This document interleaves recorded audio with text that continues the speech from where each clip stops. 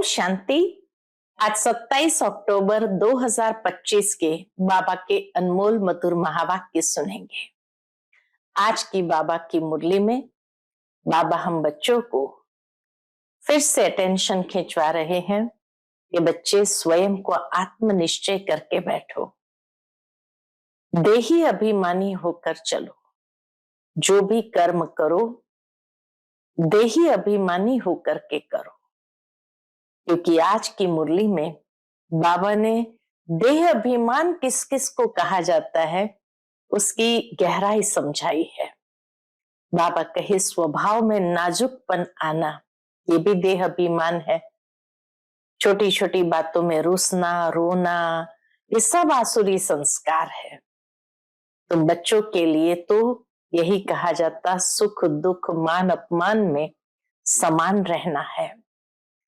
तो तभी हो सकता है जब हम स्वयं को आत्म समझ करके रहते हैं। साथ ही साथ बाबा ने कहा कि एक दूसरे की खामियों को देखना, सर्विस में ढीलापन आना, ये भी तो एक प्रकार का देह अभिमान है। ये कहना कि मैं फलाने के साथ नहीं चल सकता हूं, फलाने के साथ रह नहीं सकता हूं, बाबा कहे ये भी स्वभाव में नाजुकपन का ही भाव है। इसलिए ऐसे बच्चे कभी बाबा की श्रीमत को यथार्थ रीति समझ करके फॉलो नहीं कर सकते हैं। बाबा कहते हैं तुम तो रूहानी मिलिट्री हो। मिलिट्री में जैसे किसी को भी ऑर्डर दिया जाता है तो उसको करना ही पड़ता है, ठीक इसी तरह तुम रूहानी मिलिट्री हो तो तुम्हें श्रीमत को यथार्थ समझते हुए फॉलो करना है। कोई भी बात में आनाकानी नहीं करना है। शुरू में यज्ञ में यही कहा जाता कि कोई भी बात के लिए ना करना, ना माना नास्तिक, हाँ माना आस्तिक। तो ना करके नास्तिक नहीं बनना है, सदा आस्तिक बन करके चलते चलो, आगे बढ़ते चलो। तो सुनते हैं आज के बाबा के अनमोल मधुर महावाक्य। ओम शांति। मीठे बच्चे, नाजुकपना भी देह अभिमान है। रूसना रोना ये सब आसुरी संस्कार तुम बच्चों में नहीं होने चाहिए। दुख सुख मान अपमान सब सहन करना है। आज की मुरली से प्रश्न है, सर्विस में ढीलापन आने का मुख्य कारण क्या है? उत्तर, जब देह अभिमान के कारण एक दो की खामियां देखने लगते हैं तब सर्विस में ढीलापन आता है। आपस में अनबनी होना यह भी देह अभिमान है। मैं फलाने के साथ नहीं चल सकता, मैं यहां नहीं रह सकता, ये सब नाजुकपना है। ये बोल मुख से निकालना माना कांटे बनना, ना फरमान वरदार बनना। बाबा कहते बच्चे तुम रूहानी मिलिट्री हो, इसलिए ऑर्डर हुआ तो फौरन हाजिर होना चाहिए। कोई भी बात में आनाकानी मत करो। ओम शांति। रूहानी बाप बैठ रूहानी बच्चों को समझाते हैं। क्या समझाते हैं? बच्चों को पहले पहले यह शिक्षा मिलती है, कौन सी? कि अपने को आत्मनिश्चय करो, देह अभिमान छोड़ देही अभिमानी बनना है। हम आत्मा है, देही अभिमानी बने तभी बाप को याद कर सके। वह है अज्ञान काल, यह है ज्ञान काल। ज्ञान तो एक ही बाप देते हैं जो सर्व की सद्गति करते हैं, और वह है निराकार, अर्थात उनका कोई मनुष्य आकार नहीं है। कहते ना निराकार माना जो मनुष्य सदृश नहीं है। जिसको मनुष्य का आकार है उनको भगवान नहीं कह सकते। अब आत्माएं तो सब निराकारी ही है, परंतु देह अभिमान में आने से अपने को आत्मा भूल गए हैं। अब बाप कहते हैं तुमको वापस जाना है। तो अपने को आत्मा समझो। जब वापस घर जाना है तो अपने को आत्मा समझो। आत्मा समझ बाप को याद करो, तब जन्म जन्मांतर के पाप भस्म हो। और कोई उपाय नहीं, इसके सिवाय और कोई उपाय नहीं है। आत्मा ही पतित, आत्मा ही पावन बनती है।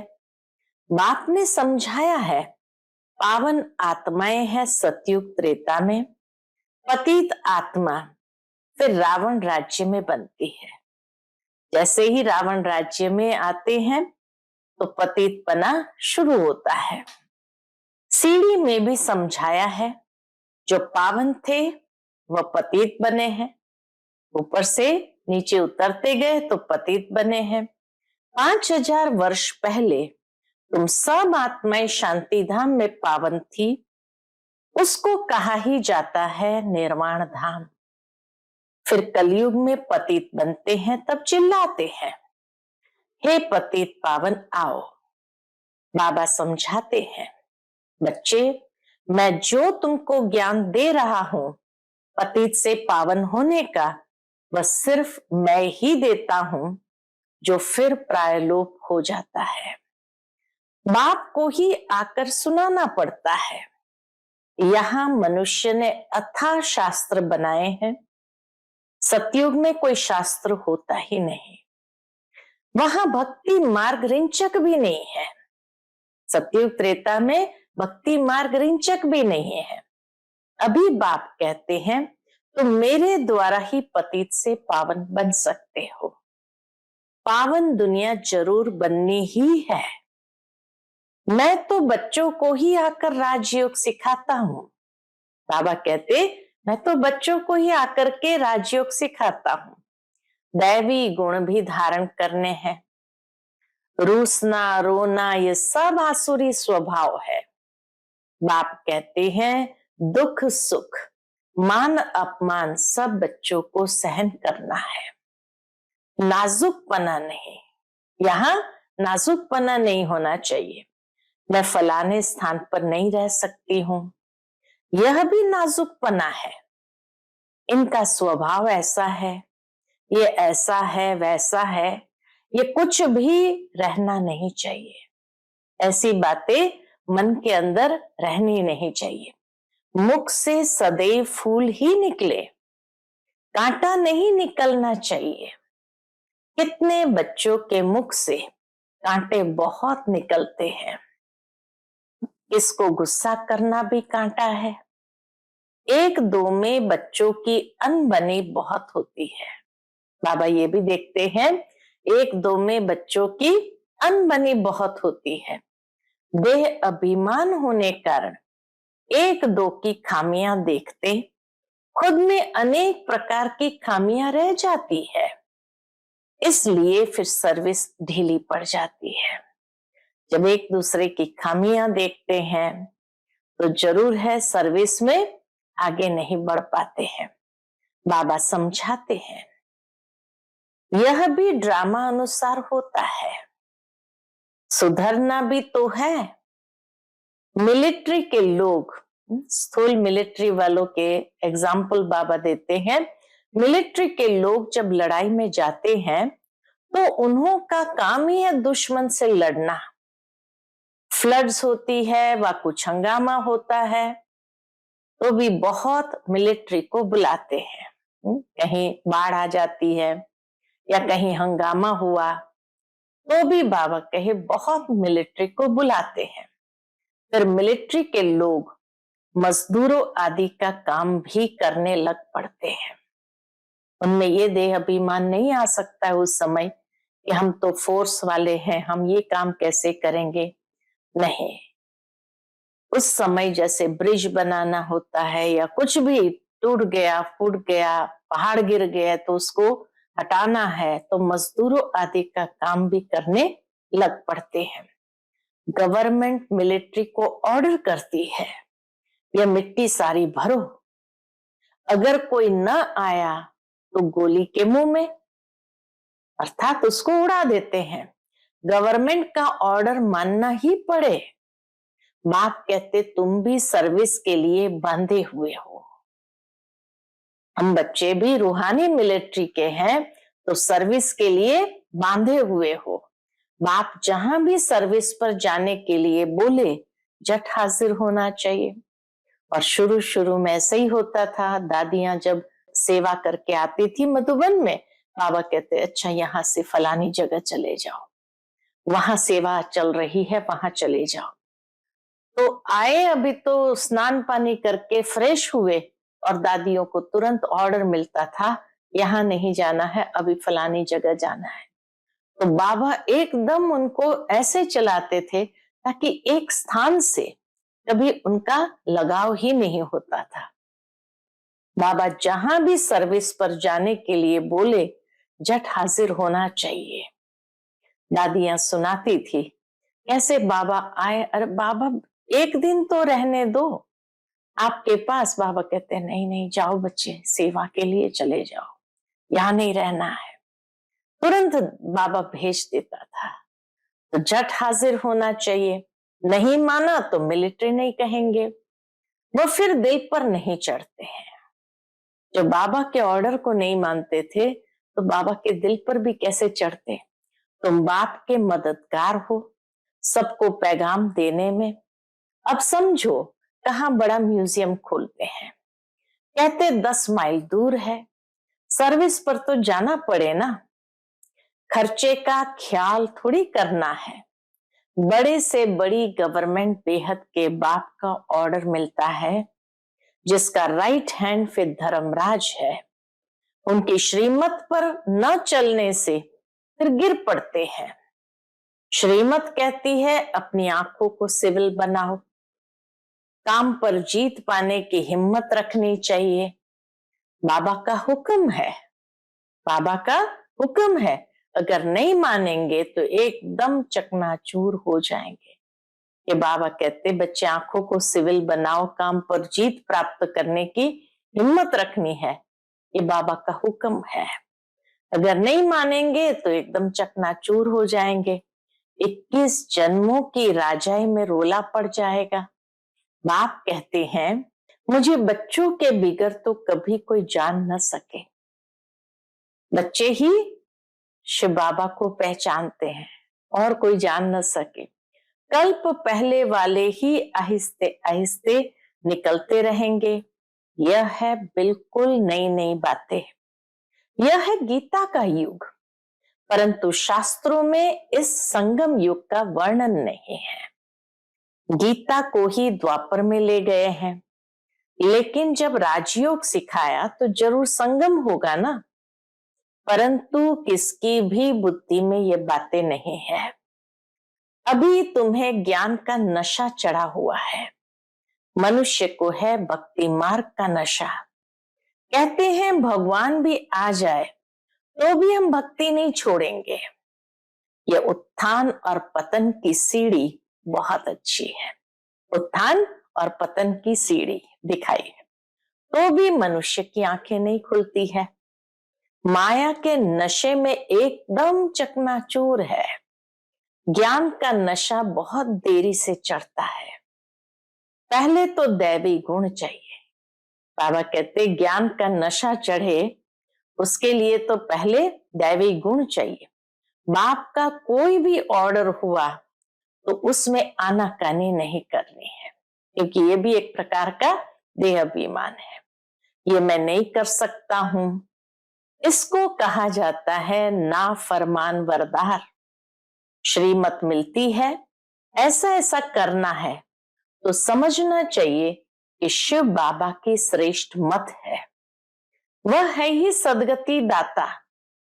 दाता कभी उल्टी मत नहीं देंगे। बाप कहते हैं मैं इनके बहुत जन्म के अंत में प्रवेश करता हूं। इनसे भी देखो लक्ष्मी ऊंच चली जाती है। लक्ष्मी नारायण कहते तो नारायण से भी बाबा कहते लक्ष्मी ऊंच चली जाती है। गायन भी है, फीमेल को आगे रखा जाता है। तो ये भी बाबा की निर्माणता थी कि मम्मा को हमेशा आगे रखते थे। पहले लक्ष्मी फिर नारायण। यथा राजा रानी तथा प्रजा हो जाती है।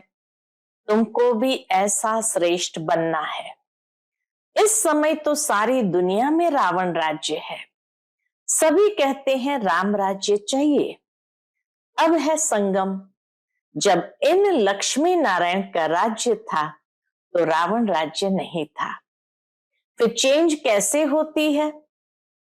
सतयुग त्रेता में लक्ष्मी नारायण का राज्य था, राम सीता का राज्य था। फिर रावण राज्य कैसे हुआ, कैसे चेंज हो गया, ये कोई भी नहीं जानते। सभी घोर अंधियारे में है। समझते हैं कलयुग तो अभी छोटा बच्चा है, रेगड़ी पहन रहा है, तो मनुष्य और ही नींद में सोए हुए हैं। ये रूहानी नॉलेज रूहानी बाप ही रूहों को देते हैं। राजयोग भी सिखलाते हैं। श्री कृष्ण को रूहानी बाप नहीं कहेंगे, शिव बाबा को रूहानी बाप कहा जाता, श्री कृष्ण को रूहानी बाप नहीं कहेंगे। वह ऐसे नहीं कहेंगे कि हे रूहानी बच्चे।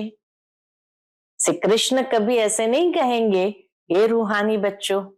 यह भी लिखना चाहिए, रूहानी नॉलेजफुल बाप स्पिरिचुअल नॉलेज रूहानी बच्चों को देते हैं। तो बाबा कहते यह भी लिखना चाहिए, रूहानी नॉलेजफुल बाप स्पिरिचुअल नॉलेज रूहानी बच्चों को देते हैं।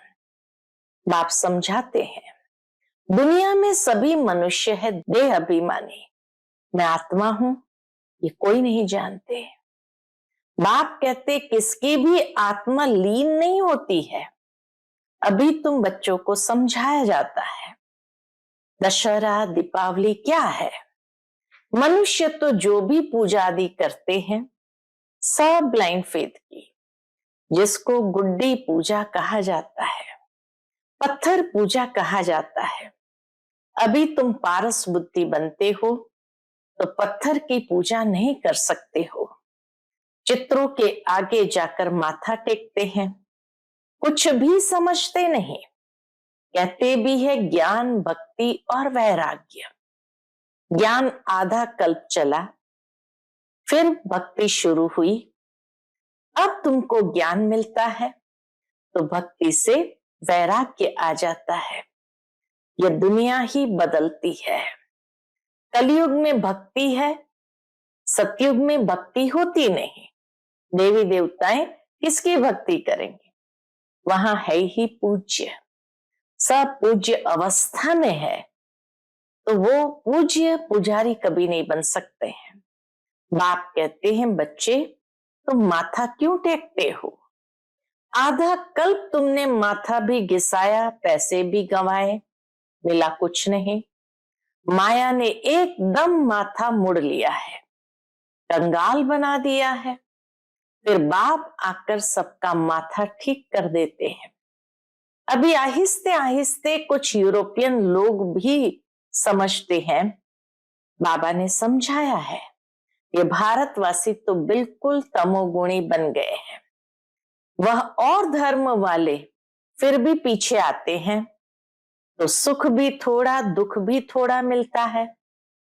भारतवासियों को सुख बहुत तो दुख भी बहुत है। शुरू में ही कितने धनवान एकदम विश्व के मालिक होते हैं, और धर्म वाले कोई पहले थोड़ी धनवान होते हैं। पीछे वृद्धि को पाते पाते अभी आकर धनवान हुए हैं। अब फिर सबसे भिखारी भी भारत बना है। अंध श्रद्धालु भी भारत में है, अंध श्रद्धालु भी भारत है। यह भी ड्रामा बना हुआ है। बाप कहते मैंने जिसको हेवन बनाया वो हेल बन गया। बाबा ने आकर जिसको हेवन बनाया वो हेल बन गया। मनुष्य बंदर बुद्धि बन गए हैं, उनको मैं आकर मंदिर लायक बनाता हूं। विकार बड़े कड़े होते हैं, इस युग में विकार बड़े कड़े होते हैं। क्रोध कितना है? तुम्हारे में कोई क्रोध नहीं होना चाहिए। बिल्कुल मीठे शांत अति मीठे बनो। यह भी जानते हो फोटो में कोई ही निकलते हैं। राजाई पद पाने वाले बाप कहते हैं मैं आया हूं तुमको नर से नारायण बनाना है। उसमें भी 8 रत्न मुख्य गाए जाते हैं।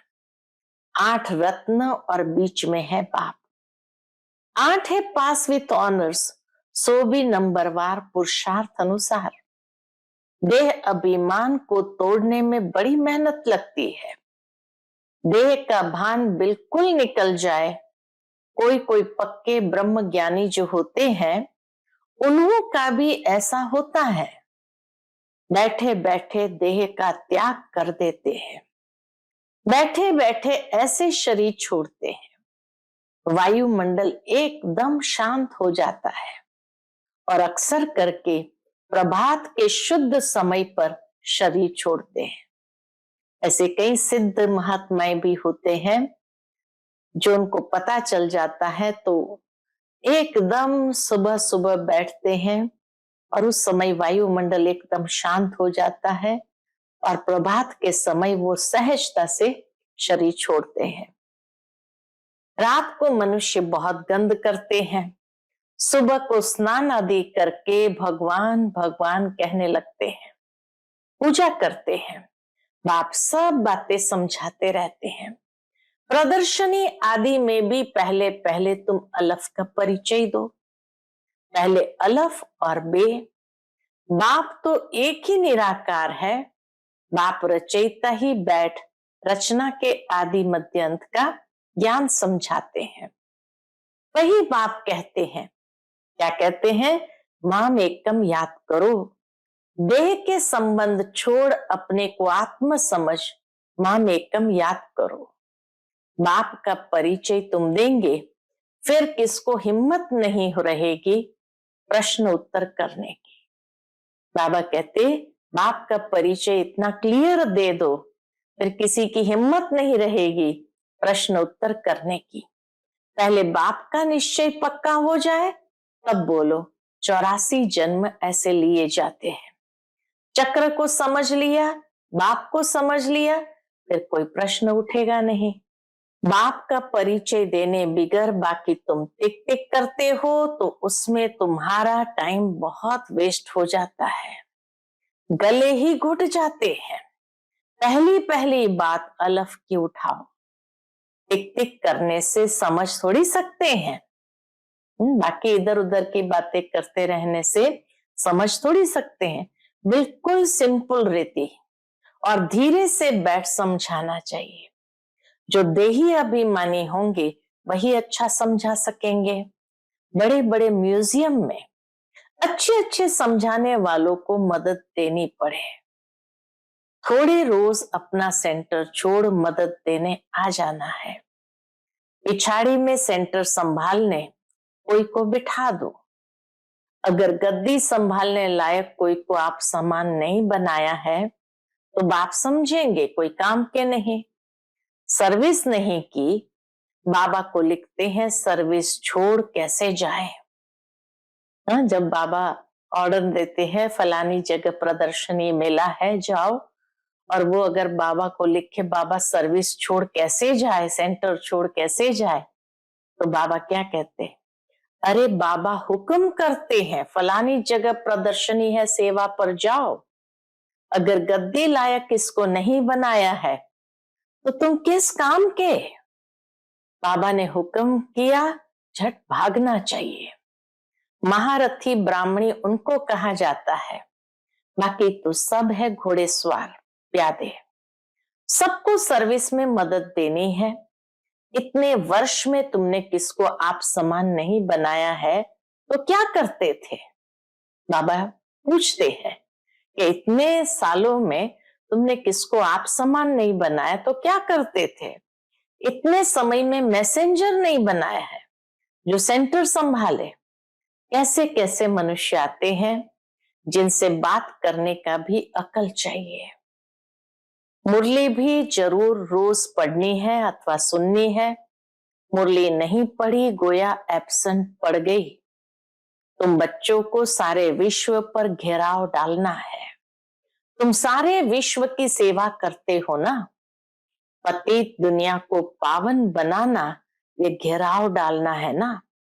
सभी को मुक्ति, जीवन मुक्ति धाम का रास्ता बताना है, दुख से छुड़ाना है। बाबा कहते सबको मुक्ति, जीवन मुक्ति का रास्ता बताना और दुख से छुड़ाना है। अच्छा, मीठे मीठे सिक्के लदे बच्चों प्रति माता पिता बाप दादा का याद प्यार और गुड मॉर्निंग। रूहानी बाप की रूहानी बच्चों को नमस्ते। हम सब रूहानी बच्चों की रूहानी माता पिता बाप दादा को याद प्यार, गुड मॉर्निंग और नमस्ते। नमस्ते, शुक्रिया बाबा, शुक्रिया। आज की मुरली से धारणा के लिए मुख्य सार है। पहली पॉइंट, बहुत मीठे, शांत, अति मीठे स्वभाव का बनना है। कभी भी क्रोध नहीं करना है। अपनी आंखों को बहुत बहुत सिविल बनाना है।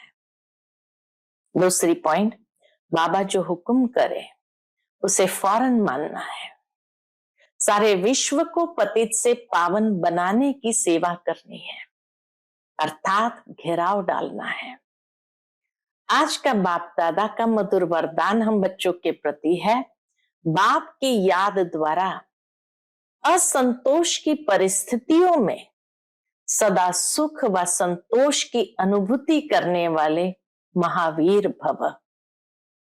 बाप की याद द्वारा असंतोष की परिस्थितियों में सदा सुख व संतोष की अनुभूति करने वाले महावीर भव।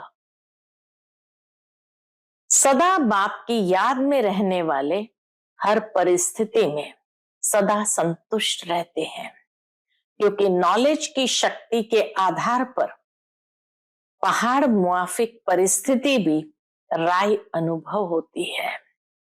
राय अर्थात कुछ नहीं, चाहे परिस्थिति असंतोष की हो, दुख की घटना हो, लेकिन दुख की परिस्थिति में सुख की स्थिति रहे तब कहेंगे महावीर।